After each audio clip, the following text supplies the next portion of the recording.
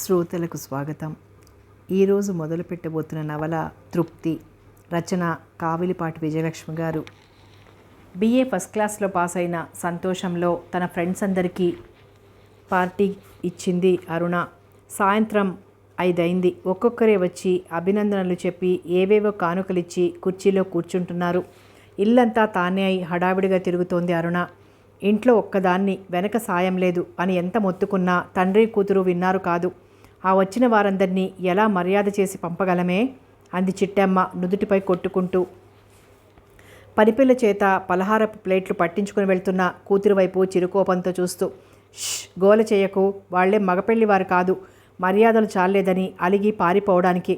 నేను సరిగ్గా వాళ్ళకి టిఫిన్ ఇవ్వకపోతే వంటింట్లో జొరబడి తినిపోతారు అని అరుణ అనింతలోగా రోజీ, శ్యామల, అపర్ణ, కమల గబగబా అటొచ్చిన వారల్లా గొల్లును నవ్వేస్తూ, ఏమిటే వంటింట్లో జొరబడి తినిపోతారంటున్నావు అన్నారు తలోసారి అరుణ తలపై సన్నగా ముడుతూ. ఏం లేదమ్మా, నాకు వెనక సాయం ఎవరూ లేరు, మీ అందరినీ పార్టీ ఇస్తానని ఈ పిచ్చి పిల్ల పిలుచుకొచ్చిందమ్మా.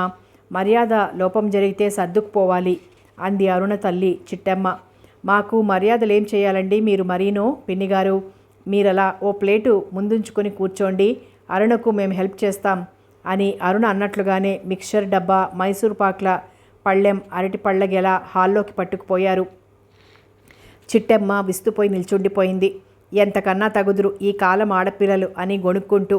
తర్వాత నవ్వులు, కవ్వింపులు, కేరింతలు, ఆడ మగ గొంతులు వినరావటంతో ఓసారి హాల్లోకి తొంగి చూసి మళ్ళీ వంట ఇంట్లోకి వచ్చి పీట మీద కూర్చుంది చిట్టమ్మ.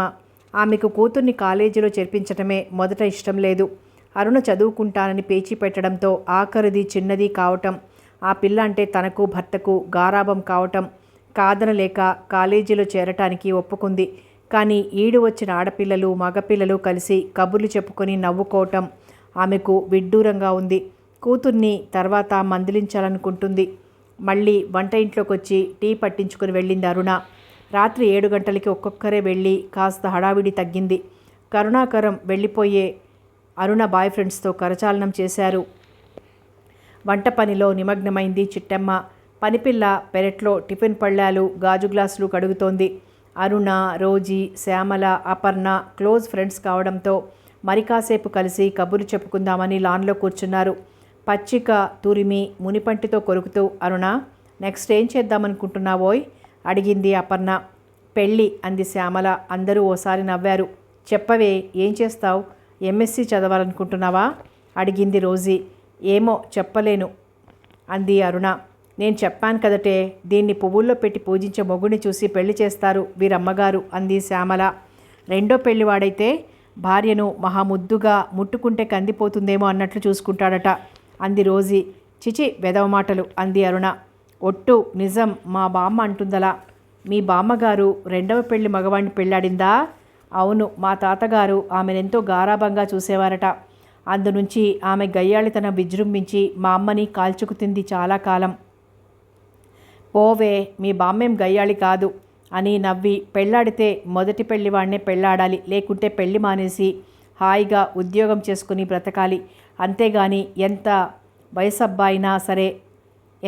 అబ్బాయి అయినా సరే రెండో పెళ్లివాడిని మాత్రం పెళ్ళాడకూడదు అంది శ్యామల. బాగుంది, మంచి ఇంట్రెస్టింగ్ టాపిక్. నీ అభిప్రాయం ఏమిటే రోజీ అంది అపర్ణ చప్పట్లు కొట్టి నవ్వుతూ. రెండవ పెళ్లివాడిని ఎందుకు చేసుకోకూడదట అంది రోజీ శ్యామల వైపు చూస్తూ. రెండవ పెళ్లివాడితో ఉత్త శారీరక వంచ తప్ప ఏం మిగిలుంటుంది? పెద్ద అనుభవజ్ఞురాలిలా మిగతావన్నీ మొదటి భార్య ఎత్తుకుపోతుందా అన్న రోజీ మాటకి అందరూ నవ్వారు గలగల. నిజమేనే నేనన్నది, అనుభవమే కావాలేమిటి, ఆ మాత్రం ఊహించలేము. అతని తొలి ప్రేమ, అనురాగం, సినిమాలు, షికార్లు, హనీమూన్సు అన్ని సరదాలు ఆమెతో తీర్చుకుంటాడు. మళ్ళీ రెండవ భార్యతో హనీమూన్ వెళ్తే మొదటి భార్యతో గడిపిన గత దినాలు అతనికి గుర్తు రాకుండా ఉంటాయా చెప్పండి అని అందరి వైపు చూసింది శ్యామల. వస్తాయనుకో అంది రోజీ. వస్తాయి, అంత మాత్రంతో ఏమైపోతుందేం, విస్మరిస్తాడు ఆ స్మృతుల్ని అంది అపర్ణ. అంత తేలిక కాదు విస్మరించటం. ఆ స్మృతులతో అబ్బాయి గారి మనస్సు గాలిపోయిన బెలూన్లా చెప్పబడిపోతుంది. హనీమూన్ చెప్పబడిపోతుంది. ఏమీ చెప్పబడిపోదు. మగవాడి మనసు పుష్పక విమానం లాంటిదట. అతను ఎందరినన్నా ప్రేమించగలడు అని రోజీ అనేసరికి అందరూ గొల్లున నవ్వారు. చాలా రాత్రైంది, మరి వెళ్తాం అని అపర్ణ వాచి చూసుకుంటూ అంది. భోజనం చేసిపోరాదు అందరూ అంది అరుణ. నయం, ఈ రాత్రి మీ ఇంట్లో నిద్రపోమన్నావు కాదు అంటూ లేచి నిల్చుంది రోజీ. వారి ముగ్గురిని గేటు దాకా సాగనంపి లోపలికి వచ్చింది అరుణ. అయిందా తల్లి బాతా కానీ అని కూతుర్ని చూస్తూ నవ్వింది చిట్టమ్మ. ఏమిటే అమ్మాయి, రెండవ పెళ్లివాడి గురించి చర్చించుకుంటున్నారు అని అడిగారు కరుణాకరం పేదాల చాటున ముసిముసిగా నవ్వుకుంటూ.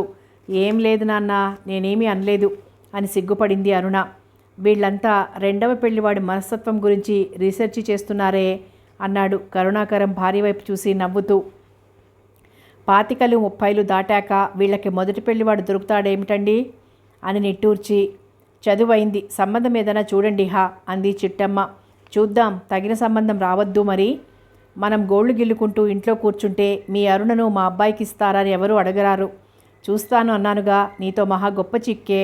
దాని పెళ్లి గురించి నీకే గాని నాకు బాధ్యత లేదు. అమ్మా, నాకు ఆకలవుతుందమ్మా. ఆ టాపిక్ మార్చాలని గారంగా అంది అరుణ. కోతుల్లా వంటింట్లో పడ్డారండి దీని స్నేహితుడు. అసలు నువ్వేమీ తినలేదుటే అడిగింది కూతుర్ని. తిన్నా గానీ అన్నం పెడదు, నిద్రొస్తోంది. వారేమేమిటిచ్చారో ఓసారి చూపించవు. పుట్టినరోజు పండగ ఏమిటమ్మా, కానుకలు వచ్చి పట్టడానికి ఓ 2 ఫ్రెండ్స్ ఏదో నవల ఒకటి పెన్ ఒకటి ఇచ్చారు, చూపిస్తానుండు అని తెచ్చి చూపించింది అరుణ. ఉత్తినే తినిపోయారటే అంది చిట్టమ్మ. మరి పద వడ్డించేయి అన్నారు కరుణాకరం. మర్నాడు అన్నలకి అక్కలకి తాను BA ఫస్ట్ క్లాస్లో పాస్ అయినట్లు ఉత్తరాలు రాసింది అరుణ.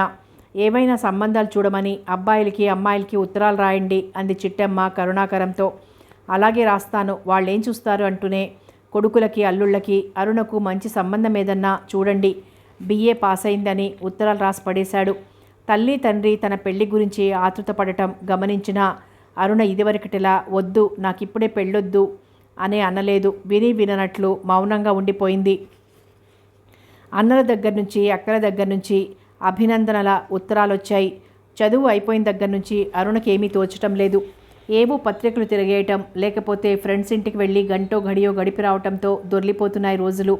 పక్కబాట అద్దెకిచ్చారన్న మాటే గాని వారికి తమకి ఎప్పుడో గాని మాటలే ఉండవు. ఆమె సాధారణంగా బయటికి రాదు.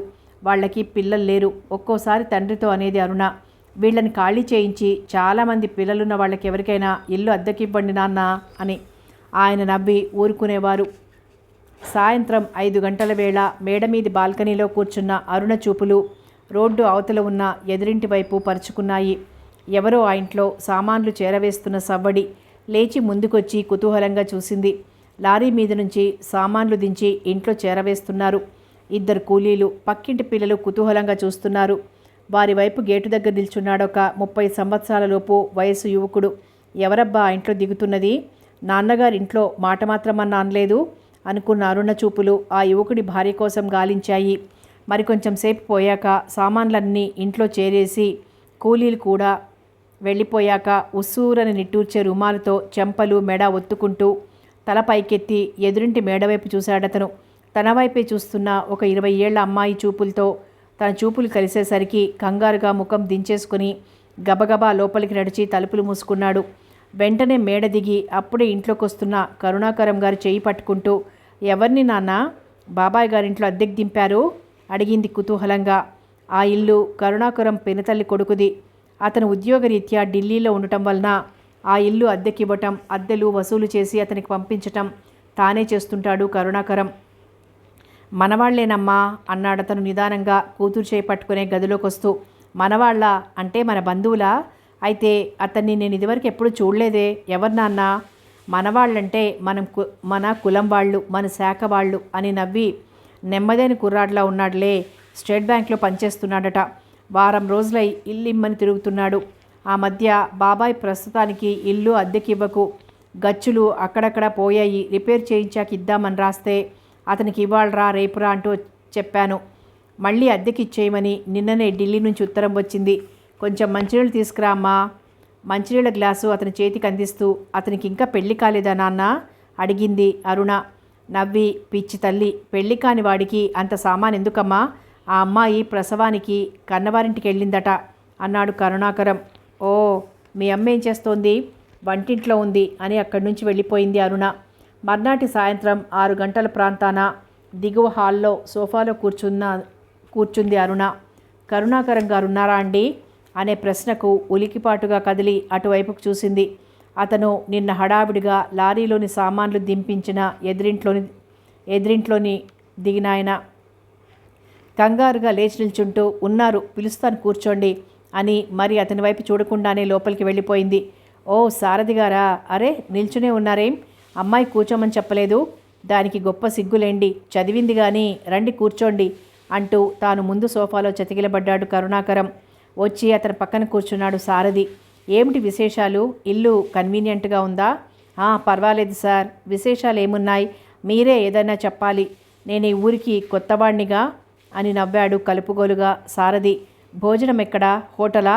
నాకు అలవాటే హోటల్ భోజనం, లేకపోయినా నా మిసెస్ వచ్చేదాకా తప్పదుగా. చిట్టి గట్టిగా పిలిచాడు కరుణాకరం. హాల్లోకి వచ్చింది చిట్టమ్మ. సత్యం గారింట్లో దిగుతున్నారు, మనవాళ్లే అని చెప్పాను చూశావు, ఇదిగో వీరే అంటూ సారథిని భార్యకు పరిచయం చేశారు కరుణాకరం. ప్రతి నమస్కారాలు అయ్యాక వినయంగా లేచి నిల్చుని నమస్కరించిన సారథి వైపు ఆదరపూర్వకంగా చూస్తూ, కూర్చోనాయనా, మీ దేవురు ప్రశ్నించింది చిట్టమ్మ. చెప్పాడు సారథి. మీ అమ్మగారు నాన్నగారు ఎక్కడున్నారు అడిగింది కుర్చీ మీద కూర్చుంటూ. పోయారండి. అయ్యో పాపం, తోబుట్టువులు? దురదృష్టవంతుణ్ణి పిన్నిగారు లేరు. అమ్మాయికి ఇప్పుడు ఎన్నో మాసం, ఈ నెలలో ప్రసవం అవుతుందని డాక్టర్లు చెప్పారట. మీ అత్తమామలు ఏ ఊర్లో ఉంటున్నారు? మా బావమరిది రాయ్పూర్లో ఉన్నాడు, అతనే చెల్లెల్ని తీసుకువెళ్ళాడు. నా భార్యకు తల్లిదండ్రులు లేరు. ఆ తర్వాత సారథి కరుణాకరం మాటల్లో పడిపోయారు. ధరల పెరుగుదల దగ్గర నుంచి రాజకీయాల దాకా సాగింది వారి సంభాషణ. చిట్టెమ్మ మధ్య వచ్చి 2 కప్పుల కాఫీ తెచ్చి వారికిచ్చి వెళ్ళిపోయింది. మరి సెలవు, వస్తాను సార్ అని లేచాడు సారథి. వస్తూ ఉండు బాబు అన్నాడు కరుణాకరం తాను లేచి నిల్చుంటూ. వెళ్తూ నిల్చుని, ఏమండి అని నసుగుతూ అన్నాడు సారథి. ఏమిటి, ఏం కావాలన్నా మమ్మల్ని అడుగు బాబు, ఈ ఊరు నీకు కొత్తగా అని అతని సందేహం తీర్చారు కరుణాకరం. గదులు చిమ్మి నీళ్లు అవి తేవటానికి ఒక పని మనిషిని ఏర్పాటు చేస్తారేమో అని అన్నాడు సారథి మొహమాటంగా. ఆఫీస్ ప్యూన్తో చెప్పాడు వస్తూనే ఒక పని మనిషిని చూడు అని. కానీ అతను ఇవాళ రేపు అని వాయిదాలు వేస్తున్నాడు. ఈ ఊర్లో దొరకటం కష్టం బాబు అని బుర్రగొక్కున్నాడు అతను గట్టిగా చెప్తే. ఓ ఎస్, తప్పకుండా మా పని మనిషి రేపు ఉదయం వస్తుందిలే అన్నాడు కరుణాకరం. ఆ కొద్దిపాటి పరిచయంలోనే ఏకవచన ప్రయోగం చేస్తున్న కరుణాకరం, చిట్టెమ్మ ఎవరో ఆత్మీయుల్లా అనిపించారు సారథికి. థ్యాంక్స్ చెప్పి వెళ్ళిపోయాడు. ఇంట్లో అడుగు పెడుతూనే అతనికి భార్య రాజేశ్వరి గుర్తుకొచ్చింది. భగవాన్, నా భార్య సుఖంగా ప్రసవించి తొందరగా ఇంటికి రావాలి అని కోరుకుని భగవంతుడికి మనసారా నమస్కరించాడు సారథి. అవాళ అరుణను చూడటానికి పెళ్లివారు వస్తున్నారు. ఒకటే హడావిడి పడిపోతున్నారు కరుణాకరం. బజారుకెళ్ళి తమలపాకులు తెచ్చి వక్కపుడి మర్చిపోయి మళ్ళీ వెళ్ళి అరటిపళ్ళు మర్చిపోయి ఇంకేదో మర్చిపోయారని ఇంచుమించు పెళ్లివారు వచ్చే వరకు ఇంటికి బజారుకు తిరుగుతూనే ఉన్నాడాయన. బొత్తిగా మతి ఉండటం లేదు. ఏమన్నా అంటే కోపం విసుగు ఎక్కువైంది. వయసు మూలాన కాబోలు. దీని పెళ్ళెలా చేస్తారో ఏమో. పెళ్లివారు వస్తున్నారన్న మాటే గాని వారెవరో, ఏ ఊరో, అబ్బాయి ఏం చదివాడో, ఏం చేస్తున్నాడో వివరాలు ఏమీ చెప్పలేదు. పొద్దంతా బజార్ తిరగడంతోనే సరిపోయింది అని భర్తపై విసుక్కుంటూ, నీతో ఏమన్నా చెప్పారే అని అడిగింది గదిలో అద్దమెదురుగా నిల్చొని జడల్లుకుంటున్న కూతుర్ని చిట్టెమ్మ. లేదమ్మా, ఎందుకంత కంగారు, చెప్తారులే, మనకి తగ్గ సంబంధమే అయి ఉంటుంది. పనేమన్నా ఉంటే నే చూస్తా కానీ నువ్వు చీర మార్చుకో అంది అరుణ. చీర మార్చుకోవడం ఎందుకు, బాగానే ఉంది, కానీ బజ్జీల్లో కారం చాలిందో లేదో చూడు. సరే 4 అయింది, సరిగ్గా 4 గంటలకి వాళ్ళు వస్తారు, రెడీగా ఉండు అని నాన్న చెప్పారు. ఆయన ఇంకా బజార్లో ఉన్నారు. నువ్వు బజ్జీల పెనం దగ్గరున్నావు. ఏ వదినో ఇలాంటప్పుడుంటే బాగుండేదమ్మా, నీకేం తెలియదు, నాకేదో సిగ్గుగా ఉంది గారాబంగా అంది అరుణ. చదువుకున్న పిల్లవి, సిగ్గేమిటి? ఆ 7 కొండలవాడ దయతల్చి నీ పెళ్ళి కూడా అయిపోతే మా గుండెల మీద బరువు పోతుంది అంటూనే ఆమె వంట ఇంట్లోకి వెళ్ళిపోయింది. తాను వాళ్ళ గుండెల మీద బరువా? అరుణ మనసు చివుక్కుమంది. తానెందుకు వారికి భారమవుతుంది? పెళ్లి కానంత మాత్రాన తనను తాను పోషించుకోలేదు. వంట ఇంట్లోకి వెళ్ళి ఒక బజ్జీ కొరికి చూసి, బాగున్నాయి, ఇంకా కారం వెయ్యకు అని చెప్పి, పెళ్లి కానంత మాత్రాన నా గురించి బెంగపడకండమ్మా, మీకు నేనేం భారం కాదు, ఉద్యోగం చేస్తాను అంది అరుణ. ఉద్యోగానికి తయారవకు, పెళ్ళెందుకు కాదు, చదివించి ప్రయోజకుల్ని చేశాం, నీ అన్నలు నీకు పెళ్ళెందుకు చెయ్యరు? ముక్కు పిండి చేయిస్తాను. నా దగ్గర అన్నావు కానీ ఉద్యోగం చేస్తానని మరెవరి దగ్గరన్నా నోరు జారేవు సుమి. ఇప్పుడు ఆడపిల్ల సంపాదన తినడం మరిగిన తండ్రులు కూతురు పెళ్ళి ఊసెత్తడం లేదు. ఇంకా అదే బ్రతుకైపోతుంది. గానుగెద్దు బ్రతుకు. ఒక సరదా ముచ్చట లేకుండా మోడు బ్రతుకు. ఈ సంవత్సరం నీకు పెళ్లి చేసెయ్యను అందావిడ మందలింపుగా. పెళ్లి కొడుకుతో 2 పెద్దలు, ఒక మగ ఆడ వచ్చారు. అతని తల్లిదండ్రులు అనుకున్నారు. తర్వాత కాదు అన్న వదినలని తెలుసుకున్నారు. ఆ అబ్బాయి ఏమీ ప్రశ్నించలేదు. కానీ ఆ వచ్చిన ముత్తైదువ చాలా ప్రశ్నలు వేసింది. చదువు మొదలు వంట వార్పు వరకు. తర్వాత జడపట్టిలాగి ఇదంతా తల సవరమా అని ఎడం చెంప మీదున్న పుట్టుమచ్చ గిల్లి, ఇది పుట్టుమచ్చ లేక ఏదైనానా అని ప్రశ్నించిన ఆమె దళసరి కళ్ళద్దాల వైపు నవ్వాపుకుంటూ చూసి జవాబులు చెప్పింది అరుణ. కాఫీ టిఫిన్లయ్యాక వస్తామని చెప్పి లేచారు పెళ్లివారు. వారిని అనుసరించారు కరుణాకరం. వారి అభిప్రాయం తెలుసుకోవాలనే ఆతృతతో. తిరిగి వచ్చిన కరుణాకరం వదనం సంతోషంతో వికసించి ఉండటం గమనించిన చిట్టెమ్మ, ఏమండి పండా కాయా అని అడిగింది. అతను ఇవ్వబోయే జవాబు కోసం చెవులు రిక్కించి అతని ముఖంలోకి చూస్తూ, అమ్మాయిని అడిగావా? అబ్బాయి నచ్చాడో లేదో అన్నాడు కరుణాకరం. మళ్ళీ కూతురు ఏమంటుందో అనే కలవరం ధ్వనించింది ఆ గొంతులో. ఇదివరకు 4 సంబంధాలు తెచ్చాడు కరుణాకరం. అవి అతనికి అన్ని విధాలా నచ్చాయి. కానీ పెళ్లి కొడుకులెవరు నచ్చలేదు అరుణకు. అడిగాను, వాళ్ళలా వెళ్ళారో లేదో అదే అడిగాను దాన్ని. అబ్బాయి నచ్చాడటే అని. వచ్చిన 2లో ఎవరమ్మా పెళ్లి కొడుకు అంది.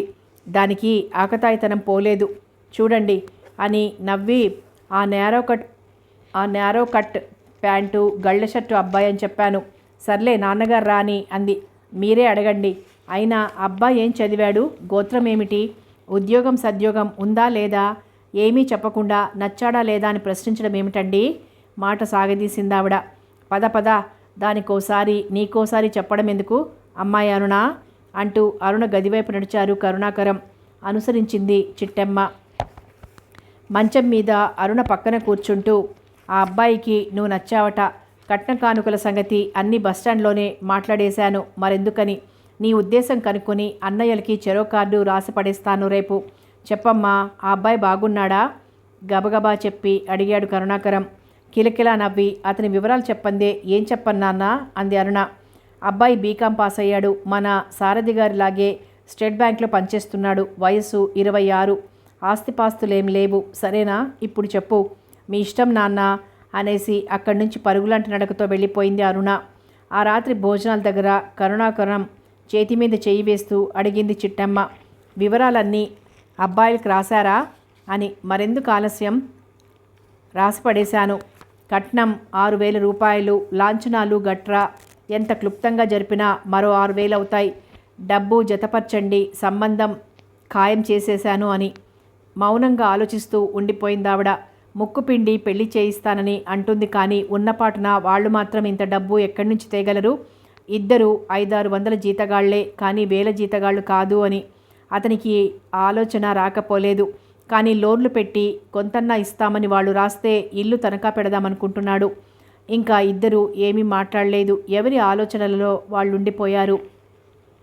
ఇంతకాలం తగిన వరుడు రాలేదే, సంబంధం కుదరటం లేదే అనే బాధ అయితే, తీరా అన్నీ కుదిరాక మరొక సమస్య.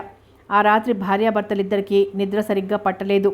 గళ్ళ షర్టు, నేరో కట్ ప్యాంటు అబ్బాయి రూపం మననం చేసుకుంటూ తీయని కలలు కంటూ నిద్రపోయింది అరుణ. మా అమ్మాయికి సంబంధం కుదిరిందోయ్ సాయంత్రం ఆఫీస్ నుంచి వస్తున్న సారథితో అన్నాడు కరుణాకరం. కంగ్రాచ్యులేషన్స్ అండి. మ్యారేజ్ ఎప్పుడు చేస్తారు? నవ్వుతూ అడిగాడతను. ఇదిగో వారం రోజుల క్రితం మా వాళ్ళిద్దరికీ ఉత్తరాలు రాశాను. ఇవాళో రేపో రావాలి జవాబులు అని నసిగి, రా బట్టలు మార్చుకొని కాసేపు మాట్లాడుకుందాం అని గేటు తీసుకుని గార్డెన్లోకి వచ్చి తనకు సారథికి 2 కుర్చీలు వేయించాడు కరుణాకరం. ఇంచుమించుగా ఆఫీస్ నుంచి వచ్చాక ప్రతిరోజు సారథి వీరింటికి వస్తాడు. ఒక్కో రోజు కరుణాకరం అతను చదరంగమాడతారు. లేకపోతే ఏవేవో కబుర్లు చెప్పుకుంటూ ఉంటారు. వాళ్ళిద్దరికీ టీ ఇస్తుంది చిట్టెమ్మ. ప్రతిరోజు వస్తుంటాను, ఎందుకండి టీ ఇస్తారు అని మొహమాట పడతాడు సారథి. మీ ఆవిడొచ్చాక మీ ఇంట్లో బదులు తీసుకుంటాలేబోయ్ అంటుంది నవ్వుతూ చిట్టెమ్మ. కరుణాకరం సారథి కూర్చొని కబుర్లు చెప్పుకుంటున్నారు. పోస్ట్ మ్యాన్ 2 కవర్లు తెచ్చిపడేసి వెళ్ళిపోయాడు. ఆతృతగా కవర్లు విప్పి చదివిన కరుణాకరం వదనం వివర్ణమైపోయింది ముందు. తర్వాత క్రమంగా ఎరుపెక్కి గంభీరంగా మారిపోయింది. అతని వదనం పసిగట్టిన సారథి మరి వెళ్తాను సార్ అని వెళ్ళిపోయాడు. చిట్టి ఇంట్లోకి వస్తూ నీరసంగా పిలిచాడు కరుణాకరం. ఏవండి, పోస్ట్ మ్యాన్ వచ్చినట్లున్నాడు, అబ్బాయిల దగ్గర నుంచేనా ఉత్తరాలు అని పైట కొంకి చెయ్యి తుడుచుకుంటూ ఆతృతగా వచ్చిందామె. పక్క గదిలో కూర్చున్న అరుణ వీరి మధ్య జరిగే సంభాషణ వినాలని చెవులు రిక్కించింది. చిట్టెమ్మ కవరు విప్పుతుంటే 6,000 కట్నం ఎలా ఇద్దామనుకున్నారు? నా దగ్గర నిలవ డబ్బేం లేదు, లోన్ పెడితే 1,000-1,500 కన్నా రాదు, తక్కువ కట్నంలో ఏదైనా సంబంధం వస్తే మాట్లాడండి అని పెద్దాయన రాశాడు. 500 కన్నా ఖాణీ ఎక్కువ ఇవ్వలేను, మీరు అప్పులు చేస్తే తీర్చే స్తోమత నాకు లేదు అని ఖచ్చితంగా రాశాడు చిన్నాయన.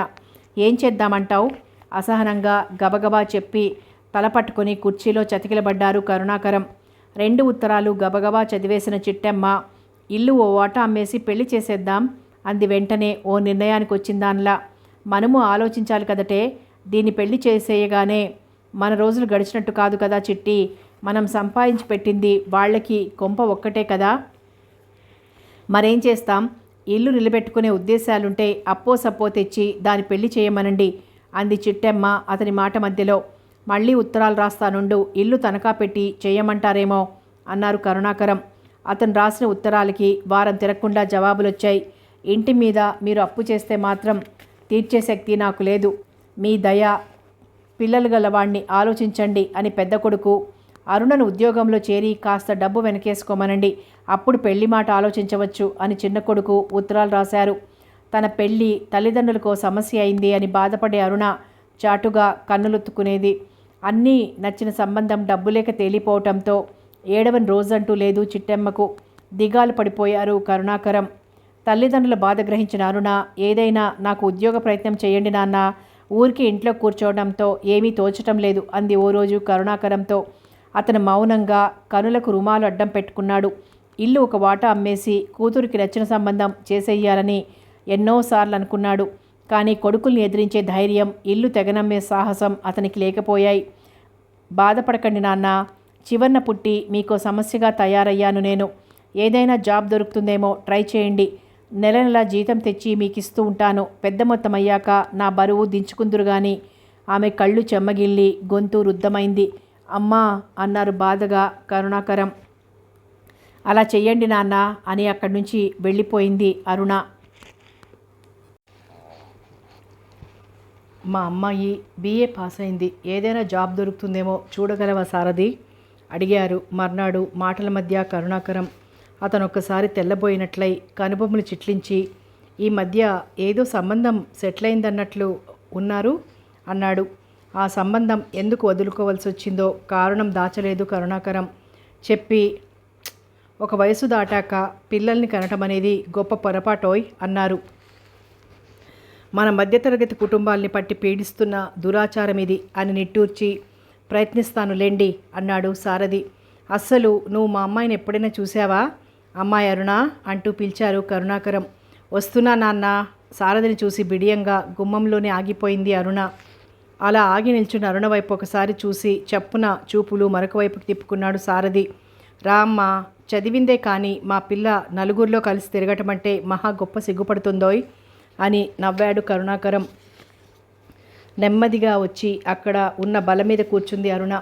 చూసావా, ఈయన మన ఎదురింట్లో దిగారు, సారథి గారిని మనవాళ్లే అని కరుణాకరం పరిచయం చేస్తుంటే చిన్నగా నవ్వి, నమస్కారం అండి అంది అరుణ సారథి వైపు చూస్తూ. చురుకైన చిన్న చిన్న కనులు, అందమైన క్రాఫు, పలుచని పచ్చని చెంపలు, అందంగా ఆకర్షణీయంగా ఉన్నాడు సారథి. దగ్గరగా పరిశీలనగా చూడడం ఇప్పుడే. తెల్లని గుండెటి ముఖం, పెద్ద పెద్ద కనులు, అమాయకంగా ఉండే ఆమెను పాదం మొదలు ముఖం వరకు ఒక్కసారి చూశాడు సారథి. తడబాటుగా ప్రతి నమస్కారం చేశాడు. అరుణ ఏమీ మాట్లాడలేదు. మళ్ళీ కరుణాకరం, సారథి బాతాకాలిలో పడ్డారు. 5 నిమిషాలు కూర్చొని వస్తాను నాన్న అని లేచి నిల్చుని సారథికి నమస్కరించి ఇంట్లోకి వెళ్ళిపోయింది అరుణ. సారథి, మన అమ్మాయికి ఏదైనా ఉద్యోగం చూస్తాను అన్నాడని భర్త చెప్పిన దగ్గర నుంచి ప్రత్యేకమైన ఆప్యాయత ప్రదర్శిస్తోంది చిట్టెమ్మ సారథి దగ్గర. నాయనా, ఇప్పుడు హోటల్కి ఏమెళ్తావు? రా, మీ బాబాయ్ గారితో భోజనం చేద్దు గాని, ఇవాళ పాకోళా చేశాను, వేడివేడిగా తిందు గాని అని ఓ రోజు బలవంతాన సారథిని భోజనానికి కూర్చోబెట్టింది. నెయ్యి వడ్డించింది అరుణ. టిఫిన్ ఏదన్నా చేస్తే ప్రత్యేకంగా సారథి కోసమని దాచి అతను ఆఫీస్ నుంచి రాగానే పెడుతుంది. బాబు, అమ్మాయి దగ్గర నుంచి ఉత్తరాలు వస్తున్నాయా? క్షేమమా అని కుశల ప్రశ్నలు వేస్తుంది. చిట్టెమ్మ ఈ అతి చనువు తీసుకోవటం అరుణకు నచ్చటం లేదు. ఏమిటమ్మా మరీను, అతనేమనుకుంటాడు? పెద్ద ఏ అక్కో అమ్మలానో అతని దగ్గర తిరిగేస్తావు అనేది తల్లిని మందలింపుగా. వీరి ఆతిథ్యాలు ఆదరణలు సారథికి ఇబ్బందిగానే ఉండేవి. తన భార్య ప్రసవమై ఎప్పుడొస్తుందా అని ఎదురుచూస్తున్నాడతను. సారథికి చెప్పి ఊరుకోలేదు కరుణాకరం. కూతురు ఉద్యోగం కోసం తాను ప్రయత్నాలు చేస్తున్నాడు. ఏదైనా సంబంధం చూడండి అని అలవాటు ప్రకారం చెప్పే చిట్టెమ్మ మీద విసుక్కునేవాడు. ఓ రోజు మధ్యాహ్నం 11 గంటలకి ఇంటికొచ్చిన సారథిని వీధి కిటికీలోంచి చూసింది చిట్టెమ్మ. ఎందుకు చెప్పమా ఈ వేళప్పుడు ఇంటికి వచ్చాడితను అని గబగబా అతనింటికి వెళ్ళబోతున్న చిట్టెమ్మను వెళ్లకు, బాగుండదు అని వారించింది అరుణ. అమ్మాయి ప్రసవించిందో ఏమో కనుక్కొని రానియవే, నువ్వు మరీను. కూతురు వైపు రుసరుసలాడుతూ చూసింది చిట్టెమ్మ. ప్రసవిస్తే ఆయనే వచ్చి చెప్తాడులే. ఎందుకొచ్చావు, ఎక్కడికి వెళ్తావు అని నువ్వు అడిగితే బాగుండదు విసుగ్గా అంది అరుణ. ఇంతలో సారథి ఇంటికి తాళం పెట్టి రోడ్డు మీదకొచ్చి ఒక్క క్షణం ఆగి వీరి వీధి తలుపు సన్నగా తట్టాడు. ఒక్క అంగలో వెళ్ళి తలుపు తెరిచింది చిట్టెమ్మ. మా ఆవిడ్ని, నా భార్యని హాస్పిటల్లో చేర్చారట, రమ్మని వైరొచ్చింది. వెళ్ళొస్తాను పిన్నిగారు అన్నాడు సారథి. మంచిది, శుభం, వెళ్ళిరా నాయనా, క్షేమంగా వెళ్ళి లాభంగా రా నవ్వుతూ మనస్ఫూర్తిగా అంది చిట్టెమ్మ. గబగబా వెళ్ళిపోయాడు సారథి. కిటికీలోంచి అతని వైపు చూసిన అరుణ భార్యని హాస్పిటల్లో చేర్చినంత మాత్రానికి ఎందుకిలా కంగారు పడిపోతున్నాడితను అని నవ్వుకుంది. బాగుంది, ఆమె ప్రసవించి ప్రజల్లో పడే వరకు కంగారు కదూ, నీకేం తెలుసు అంది చిట్టెమ్మ. సాయంత్రం ఈ విషయం విన్న కరుణాకరం, అమ్మాయి ప్రసవించి క్షేమంగా ఉన్న సంగతి మనకి తెలియజేయమనకపోయావా అన్నాడు భార్యతో. ఏమిటో అతను నిల్చుంటేగా, పాపం నాకు వెళ్తున్నాను అని చెప్తూనే రోడ్డెక్కాడు. మన అడ్రస్ తెలుసును కదా, రాస్తాడులేండి అందామే. 10 రోజులైపోయింది సారథి వెళ్ళి తిరిగి రాలేదు. కనీసం ఉత్తరం ముక్కైనా రాశాడు కాదేమండి అనేది చిట్టెమ్మ. మనమేం చుట్టాలమా ఏమిటి, భార్యని ఏకంగా తీసుకొచ్చేస్తాడేమో అనేవాడు కరుణాకరం. తనకు తెలియకుండానే ఎదురింటి వైపు ఆతృతగా చూసేది అరుణ. మరొక వారం రోజులు గడిచాయి. బ్యాంకుకు వెళ్ళి సారథి సంగతి అడగకుండా ఉండలేకపోయాడు కరుణాకరం. 1 నెల రోజులు సెలవు పెట్టాడని చెప్పారక్కడ. అతను వెళ్ళి నెల అయ్యేదాకా రాడనుకున్న కరుణాకరానికి ఓ రోజు అర్ధరాత్రి ఎదురింట్లోంచి ఓ చంటిపాప ఏడుపు వినరావడంతో గబుక్కున మంచం మీద లేచి కూర్చుని భార్య జబ్బ పట్టి కుదిపి లేపుతూ, సారథి వచ్చేసినట్టున్నాడే అని చెప్పాడు. వస్తే వచ్చాడు, ఉదయం వెళ్తాలేండి అందామె బద్ధకంగా ఒత్తిగిలి పడుకుంటూ. ఉండబట్టక వీధి కిటికీలోంచి సారథి ఇంటివైపు చూశాడు కరుణాకరం. సారథి చంటిపాపనెత్తుకొని గదిలో అటు ఇటు పచారులు చేస్తూ ఉండటం గమనించిన కరుణాకరం నవ్వుకున్నాడు. మళ్ళీ భార్యను తట్టి పిలిచి, ఒసేవ్, ఓసారి లేచి కూర్చో, చిన్న కబురు అన్నాడు. ఎందుకండి, ఏం కొంప మునిగింది అంటూ లేచి కూర్చుంది చిట్టెమ్మ. ఓసారి లేచి నిల్చొని అలా వెళ్ళి ఎదురింట్లోకి చూడు. బావుంది, ఏముంటుందేమిటి అంటూనే కిటికీ వైపు నడిచింది చిట్టెమ్మ. అప్పటికే ఏడ్చే పిల్లని సముదాయిస్తూ పచారులు చేస్తూనే ఉన్నాడు సారథి. వెనక్కి తిరిగొచ్చి బుగ్గలు నొక్కుంటూ, ఏం అపురూపమండి, మరీ భార్య అంటేనూ ఆ అమ్మాయిని నిద్రపోమ్మని తానెత్తుకుని పిల్లని తిప్పుతున్నాడు అంది. కొంత ఆశ్చర్యం, కొంత హేళన ఉందామె స్వరంలో. ఆ భార్య ఎంత ఉత్తమురాలో, ఎంత మంచిదో మరి అన్నాడు కరుణాకరం వ్యంగ్యంగా నవ్వుతూ. అంత అనక్కర్లేదు, అందరూ మీలాంటి మగాళ్లే ఉంటారేమిటి? పిల్లలు చెంటివాళ్లప్పుడు మీరొక్కరోజు ఇంట్లో నిద్రపోయారా? పిల్లలు ఏడుస్తారు, ఇంట్లో నిద్ర పట్టదని వీధులమ్మట బాగోతలాడేవారు కాదు. ఏమైనా ఇప్పటి కాలపు పిల్లలు తీరే వీరు. పెళ్ళాన్ని ఓ వాడుకునే వస్తువులా కాక మనిషిలా చూస్తున్నారు. దానికి ఓ మనసు, మంచి చెడ్డ ఉంటాయని తెలుసుకుంటున్నారు. నేను బ్రతికాను ఎందుకు? కథ అడ్డం తిరిగిందని గ్రహించిన కరుణాకరం, ఇక పడుకో, వాళ్ళకి నీ సోది వినిపించక అని విసుక్కుంటూ ముసుగు తన్ని పడుకున్నాడు. అసలు సారథి మంచి కుర్రాడు, చదువుతో పాటు సంస్కారం ఉన్నవాడు. సంస్కారం లేకపోయిన తర్వాత చదివి పెద్ద తహసీల్దారీ చేస్తేనేం, మేజిస్ట్రేట్ చేస్తేనేం. ఇలా మరో 10 నిమిషాలు ఆగింది ఆమె ధోరణి. నేరక లేపాను అని తనంతానే తిట్టుకున్నాడు కరుణాకరం. ఉదయం కాఫీ పలహారాలు అయిన తర్వాత, అమ్మాయి కాస్త వంట పని చూడవే, సారథి భార్య బిడ్డ వచ్చినట్లున్నారు, ఓసారి చూసొస్తాను, తలుపు చేరవేసుకో అని కూతురికి చెప్పి సారథి ఇంటివైపు నడిచింది చిట్టెమ్మ. సారథి సన్నగా తలుపు తట్టిన చప్పుడు పిలుపు వినరావటంతో చివాలును లేచి కళ్ళు తుడుచుకొని తడబాటుగా తలుపు తీశాడు సారథి. లోపలికి వస్తూ అతన్ని చూస్తూనే, ఆరోగ్యం బాగుండలేదా అని అప్రయత్నంగా ప్రశ్నించింది చిట్టెమ్మ. ఉబ్బి ఎర్రబారిన కనులు, పీక్కుపోయిన చెంపలు, మాసిన గడ్డం, రేగిన జుట్టు, అతని ఆకారం ఆమెనలా ప్రశ్నింపజేసింది. బాగానే ఉంది, రండి కూర్చోండి అన్నాడు సారథి ఆమె ముందుకి ఓ కుర్చీ జరుపుతూ. కుర్చీలో కూర్చుంటూ ఇల్లంతా కలియజూసింది చిట్టెమ్మ. కట్టిన హోల్డాలు పెట్టే ఓ మూల ఉన్నాయి. తొట్టెలో పాప నిద్రపోతోంది. ఇంట్లో ఎవరూ మనిషి తిరుగుతున్న అలికిడి వినిపించటం లేదు. ఆమె ఎదుర ఈజీ చైర్లో తల వెనక్కి వాల్చి పడుకున్న సారథి కనులపై రూమాలు కప్పుకున్నాడు. రాత్రి నిద్ర సరిగ్గా పోలేదేమో, పాపం కళ్ళు మండుతున్నాయి కాబోలు అనుకుంది చిట్టెమ్మ. అమ్మ ఏది, లోపల వంట చేస్తోందా? 2 క్షణాల మౌనం తర్వాత ప్రశ్నించింది చిట్టెమ్మ సారథి వైపు చూస్తూ. ఇతనెందుకు ఇలా ఉన్నాడు? ఆ పిల్ల కనిపించడం లేదేమిటి? ఉయ్యాలలో చంటి పిల్లేమిటి? ఏదో పోట్లాడి వచ్చుంటాడు అనిపించింది ఆమెకు. తడి అయిన కనులు తుడుచుకొని నిటారుగా కూర్చుంటూ లేదండి అని మాత్రం అనగలిగాడు సారథి. కనుబొమ్మలు చిట్లించి అర్థం కానట్లు అయోమయంగా అతని వైపు చూసింది చిట్టెమ్మ. నేను దురదృష్టవంతుడి పిన్నిగారు అన్నాడు. అంటే నీ భార్య పోయింది? అయ్యో, ఎంత పని జరిగిపోయింది, ఎంత మాట విన్నాను అంటూనే ఉయ్యాల తొట్టివైపు నడిచి నిండా మెడ వరకు పల్చగా బట్ట కప్పి ఉన్న బిడ్డవైపు జాలిగా చూసి చెమ్మగిలిన కన్నులొత్తుకుని అమ్మాయా అబ్బాయా నీ కూడా ఎవరొచ్చారు? సారథి వైపు తిరిగి అడిగింది చిట్టెమ్మ. అమ్మాయే, నా కూడా ఎవ్వరూ రాలేదు అతని జవాబు. విస్మయంగా అతని వైపు ఒక క్షణం చూసి అయ్యో పాపం, ఎవరూ తోడు లేకుండా ఈ పసికందుని ఎలా పెంచుతావు బాబు? మీ బావమరిది ఇంట్లో కొన్ని రోజులు ఉంచాల్సిందే. ఎందుకో చప్పున ముఖం చాటు చేసుకున్నాడు సారథి. తర్వాత అతని భార్య కూడా చిన్నపిల్ల, ఆమెపై ఈ భారం ఉంచటం ఇష్టం లేదు అన్నాడు. అయ్యో వెర్రివాడా, ఎలా పెంచుతావయ్యా? ఆయా ఎవరైనా జీతానికి కుదురుతుందేమో కనుక్కోండి పిన్నిగారు. ఇవాళకివాళ ఎలా దొరుకుతుంది? ఒక ఉత్తరం ముక్కన రాసావు కాదు. రాయాలని అనుకుంటూనే అశ్రద్ధ చేశాను. నాలా జీవితంలో మోసపోయి మళ్ళీ నాలా మొండిగా ఎవ్వరూ బ్రతకలేరేమో. రాజేశ్వరి నా హృదయంలో నిప్పు రాజేసి పోయింది. మనస్సు కుదురులేక రాయలేకపోయాను. విచారించుకు బాబు, జరిగిపోయిన దానికి ఏం చేస్తాం? కాఫీ తాగావా? పిల్ల గురించి బెంకపడుకు, మనిషి కుదిరేదాకా నేను చూస్తాలే. ఆ మాట వినటంతో ప్రాణం లేచి వచ్చినట్లయింది సారథికి. థ్యాంక్స్ అండి, చాలా చాలా కృతజ్ఞుణ్ణి అన్నాడు లేచి నిల్చుంటూ. స్నానం చేసి మా ఇంటికి భోజనానికి వచ్చేయి, ఎంత పని జరిగిపోయిందో. ఇంకా నువ్వు భార్య బిడ్డలు తీసుకొచ్చావని బాబాయ్ గారు సంబరపడిపోతున్నారు. మళ్ళీ వస్తాను, తలుపులు వేసుకో అని తమ ఇంటి వైపు నడిచింది చిట్టెమ్మ. ఉదయాన్నే వెళ్ళిపడ్డావేమిటే వాళ్ళింటికి? ఏమిటి, సారథి భార్య పిల్లను తీసుకొచ్చాడా? ఇంకెవరైనా వచ్చారా? భార్యను చూస్తూనే అడిగాడు కరుణాకరం. అయ్యో పాపం, ఎంత ఘోరం జరిగిపోయిందండి.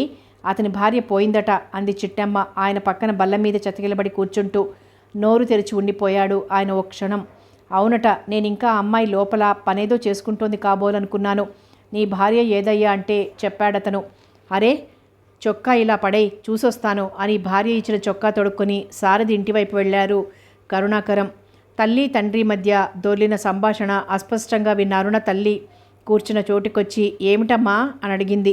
సారథి పెళ్ళం చచ్చిపోయిందట. అరే పాపం, పిల్ల గులాబీ పువ్వులా ఉంది, దాన్ని ఎలా పెంచుతాడో ఏమో. తీసుకువచ్చేశాడు. 4 రోజులు మీ ఇంట్లో ఉంచుకుని పెంచండి చెప్పి చక్కా రాకుండా ఉత్త అమాయకుడు. మళ్ళీ వెంటనే వెళ్ళొస్తాడేమో అంది అరుణ. పెళ్ళాడతాడనుకో, అందాక ఆ చంటిదాన్ని సాకే వారుండొద్దు. ఇతని వైపు ఎవ్వరూ లేరట. ఆయానెవర్నన్నా ఏర్పాటు చేయమన్నాడు. చూస్తాను అన్నాను. మరి కాసిన్ని బియ్యం కడుగు, అతన్ని ఈ పూట ఇక్కడ భోజనం చేసి వెళ్ళమన్నాను. బుగ్గన చెయ్యి ఆంచుకొని విచారిస్తూ కూర్చున్న తల్లి వైపు చూసి చిన్నగా నవ్వుతూ నువ్వు ఈ పూట వంట చేయవా అడిగింది అరుణ. ఏమిటో ఆ మాట విన్న దగ్గర నుంచి కాలు చెయ్యి ఆడటం లేదే అమ్మాయి. చేస్తాలే, నేనే వంట చేస్తాను కానీ ఎంత పనైపోయింది.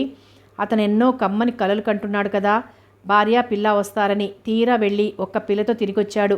తానొకటి తలిస్తే దైవం ఒకటి తలుస్తుందట. ఎందుకే కదా అంటారు. సరే, కూర ఏం చేస్తావు చెప్పు. మళ్ళీ అతడు 10 అయ్యేసరికి బ్యాంకుకు వెళ్ళిపోతాడేమో. అవునే అమ్మాయి, సజ్జలో బీరకాయలు తీసి తరుగు అని వంట ఇంట్లోకి నడిచింది చిట్టెమ్మ.